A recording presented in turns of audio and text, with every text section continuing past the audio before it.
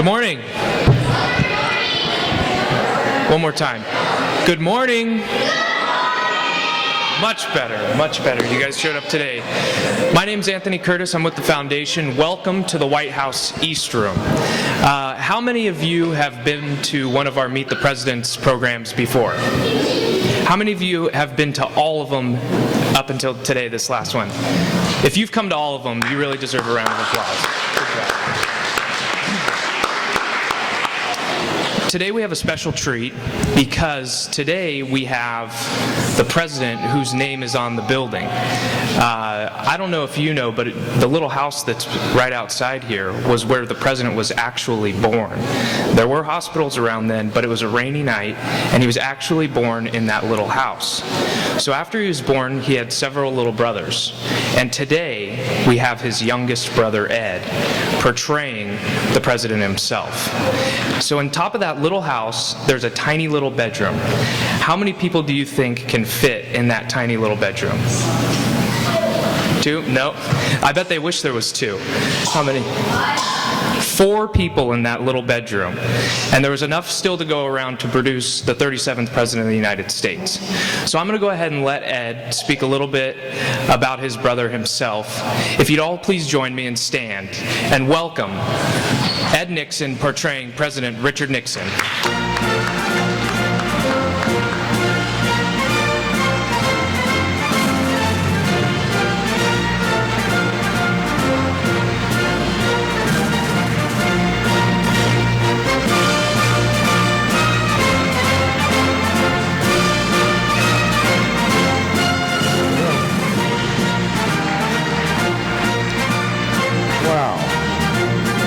East Room of the White House.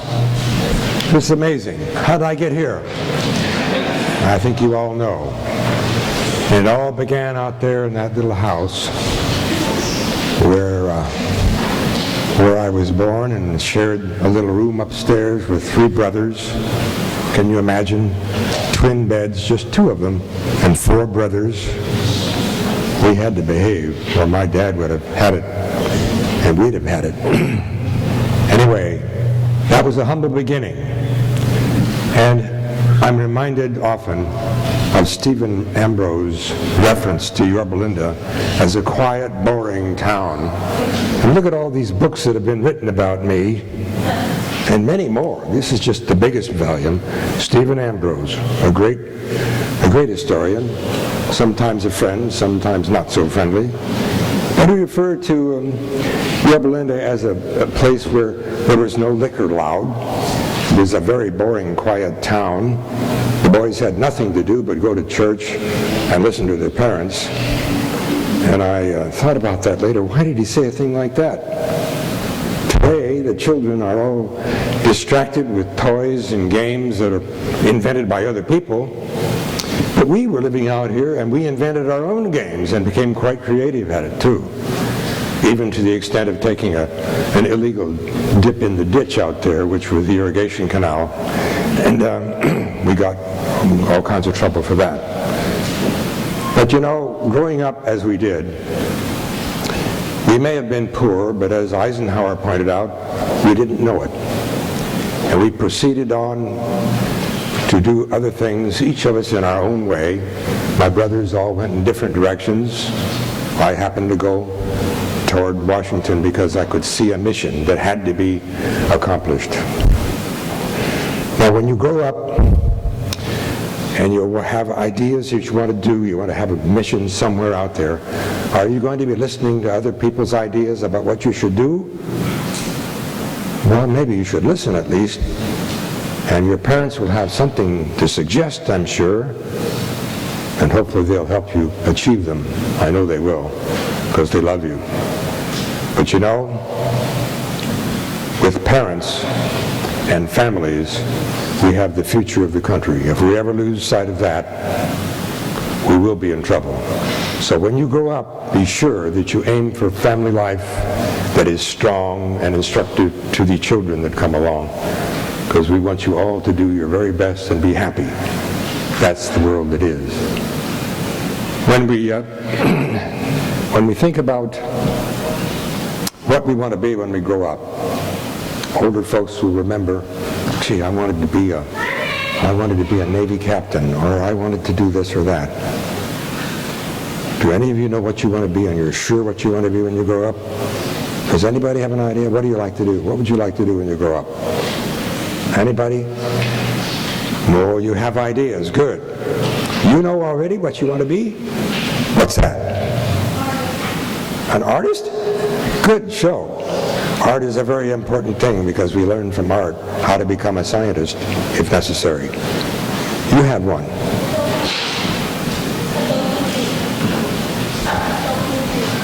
A dolphin trainer? Oh, you're going to be a good Navy man, I can tell. Dolphins, yes. Animals, life. You have something. A jet pilot? Oh, I don't know. I've been in one of those things.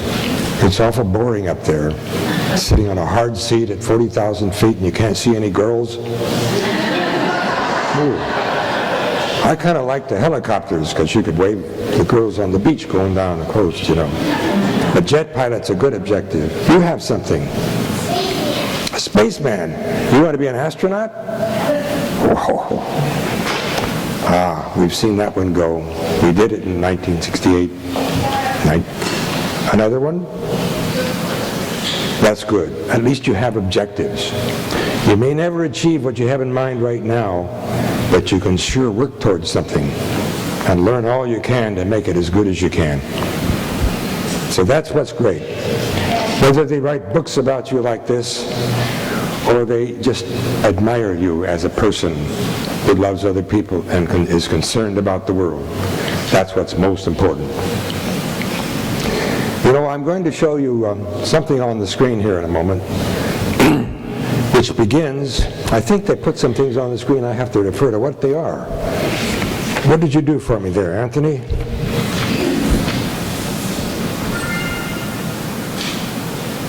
You know, coming out of Yorba Linda, we went to Whittier. 4 brothers. By 1923, my younger brother Arthur died in 1925, only 7 years old. It was a very sad time. But then 5 years later, along came Eddie. Little Eddie, we called him Little Eddie. And he was kind of, think about it, 17 years younger than the president. And now I'm just going to be Little Eddie. So I'm Ed Nixon, and my brother, as you know, was president. Here we go. In 1937, my brother graduated from Duke Law School, Duke University. Does anybody know what state that's in? In Durham. What state is it? No, that's another bit of geography. Anybody? North Carolina. We got it. And at Duke University, my 87-year-old grandmother and me, 7 years old, traveled across country, my first long trip, and we stopped in Durham, North Carolina. Just late June, late May it was, and it was extremely hot and very humid. And I remember saying at that time, I never want to go to this school. Too many mosquitoes, too hot and humid. And of course, a few years later, I wound up going there and graduating in geology. Dick was a person who looked at everybody as someone who needed to interact. If you're quiet, you might become a famous Nobel Prize physicist or something, but even they need to interact with someone to prove their thinking or to disprove it.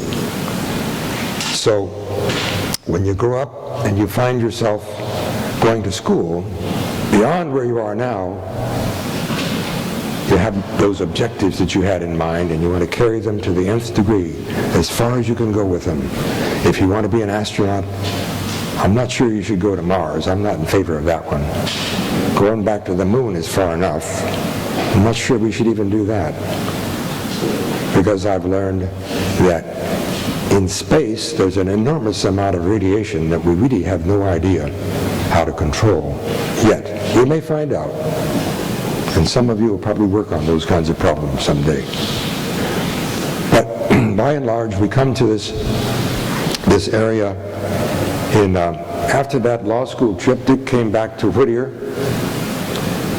went into law practice, and we were in the middle of a depression. And we found a school, my father spotted a very fine home that was up for sale because of bankruptcy, and the industrialist who lost his game built this beautiful home in Whittier up on the ridge overlooking the whole LA basin. The story was that he could put his watch, his pocket watch, in the window in his office in downtown Los Angeles, and then turn his telescope around and he could read the time on the little pocket watch. How many miles is that? 20 miles westward. So that was a pretty good telescope. But we didn't go too far with that, because my dad would never let me go up there. And I was really eager. I wanted to get up there and turn on a telescope and see something out there. Anyway, in 1939, my cousins from Fullerton, California, paid us a visit. He had an 8mm camera, and it was the big thing. So here I appear in a movie with my brother. It's kind of light when it's too much light in here. And my little cousin is banging on the gate. Here comes Dick, picks her up, and I'm peeking over his shoulder trying to get in the picture, you see there.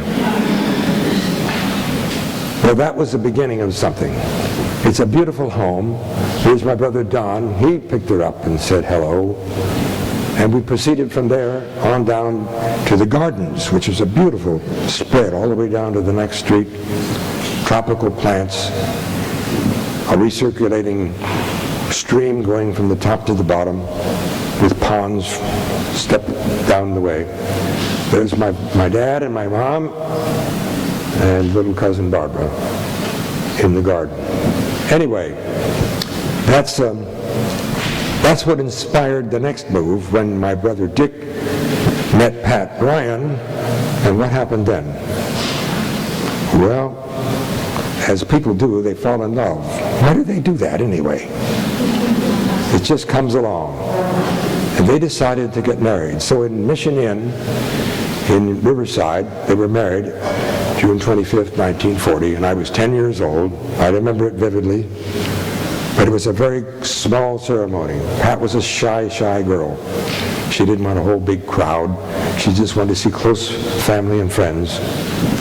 And there they went. They took off after that wedding for a little honeymoon in Mexico after we tied on, well, I didn't, but my older cousins tied cans and Limburger cheese and stuffed it in the drawers and everything, all kinds of pranks, which they did to an nth degree in those days. I guess they were bored, couldn't find something else to do.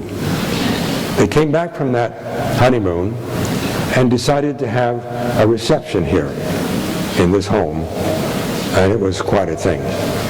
There was plenty of room, half-acre of tropical gardens, and we had my mother's favorite music was Strauss, Johann Strauss waltzes playing out over the garden, and it was a happy time.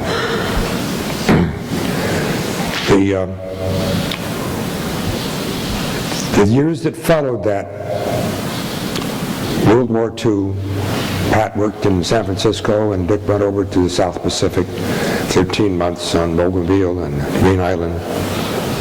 Came back from that, and Whittier invited him to come back and present his credentials for a congressional candidate to run against a long-time incumbent congressman, Jerry Voorhees, and he won. And so it wound up with 2 terms in the House of Representatives. You know what the House of Representatives is?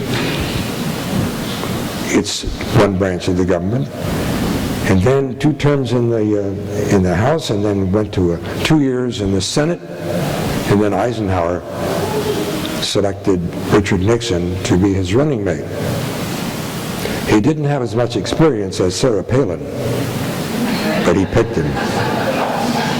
Sarah Palin could have done just fine, no question about it. She had executive experience, business experience, and she had been also a point guard on a basketball team. And if you know what that is, that takes a real leader. Well, anyway, Dick was a very successful vice president. He toured the world, and Eisenhower made him go everywhere. He gave him orders to travel as much as possible to meet all the potential enemies and to encourage our friends to remain friends and become stronger. World friendship makes the world go round and brings peace if we work at it hard enough. Where did we get to? What's on the next one there?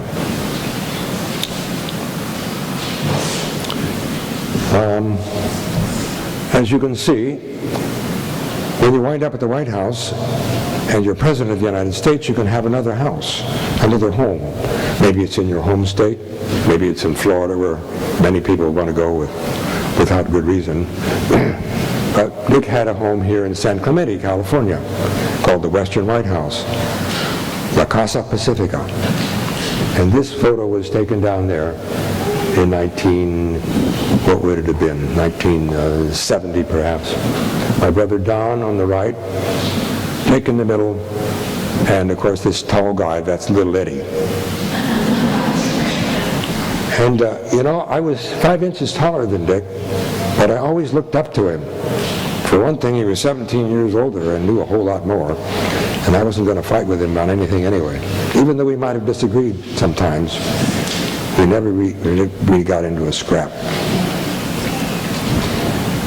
Following that, we had a re-election campaign, and I toured 45 states, going through campaign headquarters to encourage the volunteers to do all they could to keep this thing rolling, because our aim was to preserve and maintain the sense of world peace. Nations that can get along can produce a peaceful world. So, break it down. We even got the option by 1972, that was the re-election campaign, when I was touring 45 states, and my brother was president, and they decided to take surrogate speakers. You know what a surrogate is? He's one that goes out and speaks on behalf of the guy you're trying to get re-elected. So I spoke in all kinds of places, talked to young folks like you. Even though you couldn't vote, I had to talk to you. And those who did vote were now able to do it at the age of 18 instead of 21. That's one thing Richard Nixon did. Of course, my dad was another kind of fellow. He thought, well, if somebody is strong enough and willing enough and brave enough to go into harm's way in a wartime, he should have the right to vote. But my dad would have said everybody else should wait till they're 31, which was way on. But we're doing all right. America is the one thing we need to preserve and keep it strong. Need to see every other country in the world so you appreciate it. But when you see those countries, listen. Don't talk a lot till you hear a little bit first. That's what Dick always taught us, and my grandmother as well. Then in 1994, after what happened, I think most of you know that my brother resigned from the office voluntarily because he preserved the notion that the presidency is an office beyond any man. Even though it was against every grain of his body, he knew the country was more important to any one person. So he left it to the successor to carry on, hoping that he would seek the missions that were so well founded so far. And this was taken at the White House in 2002, and I revisited. Dick had already been gone 8 years, and they allowed me to go into the White House. President Bush at the time was not there, so that's as far as I got, up the stairs to the second floor. But you see the picture in the background behind my head, that's a photograph of Richard Nixon. So then the real treat was, I got to go down to the basement where the press room was located, and Look at that. You'd think I was standing up there telling them what for. Well, I didn't have a press. I just had a friend take a picture of me in that particular location. A great experience. And we're still going. Now, at the age of 80, what do you expect me to do next? I don't know. I don't want to run for office. That's hard work. So when you're old enough, you should run as soon as you can if you're interested, but only if you're really interested in doing something for others as well as yourself. You've been very patient. You know what you should do now, all of you youngsters should stand up. Stand up. Everybody up. You got to stand up and stretch. Arms out. You do this with your fingers. Put them up there like that. All right.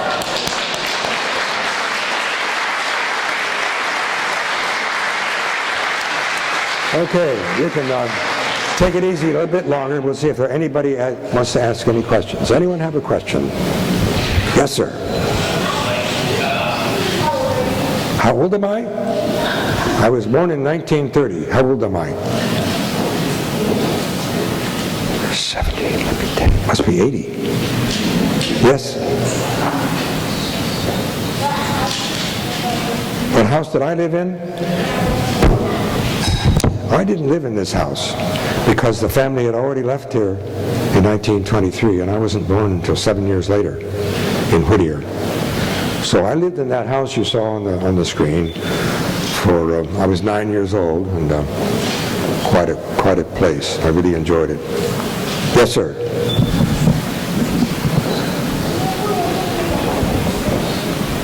Did I ever?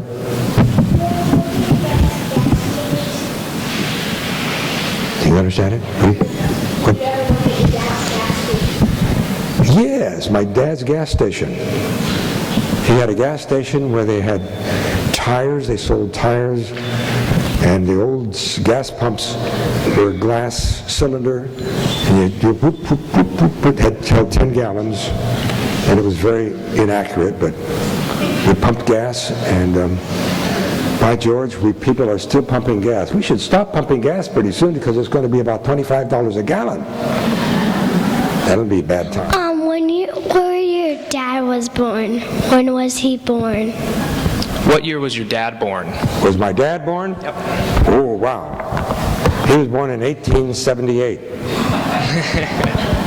And my grandmother was born in 1849.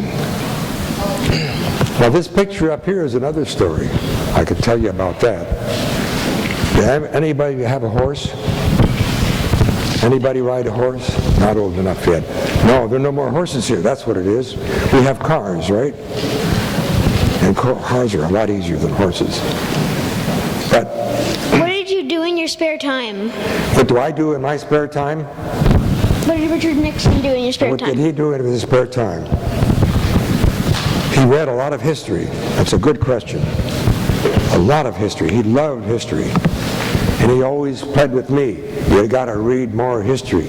Study history. And you know what? We had an argument about that. I said, Dick, I want to study history. I have to take that in school anyway. He said, that's not enough. You need to read it and read it until you could actually teach it. Wow. In that case, then, I'm going to study history before men started messing with it. I'm going to study prehistory, so I became a geologist. Anyone else there? Anybody else that has a question, come on over here. I'm stuck with the wire, so. I see any over here, or?